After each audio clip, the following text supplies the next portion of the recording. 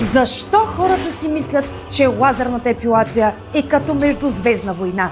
Първо, не е задължително да те боли, за да има ефект. Много хора си мислят обратното, защото на местата, на които са ходили до този момент, техниката, с която са ги обработвали, не е правилната и най-често е некачествена. Реално, ако те обработват с некачествена апаратура, трябва да те боли, за да има резултат, а при нас това не е така. Второ, опасения за странични ефекти. Често хората се притесняват да отидат на лазерна епилация, когато правят опити да забременеят, както и от облъчването. Дали възобновява ракови клетки, изгаряния, зачервявания, петна по кожата или трайни увреждания. Но при професионална работа и качествена апаратура това е невъзможно. Няма облъчване и няма риск. Лазерът действа само върху повърхността. Трето, срам или притеснение от лазерната епилация. Някои хора се чувстват неудобно от това, че трябва да покажат интимни части от тялото си на специалист, особено при епилация на бикини зона. Истината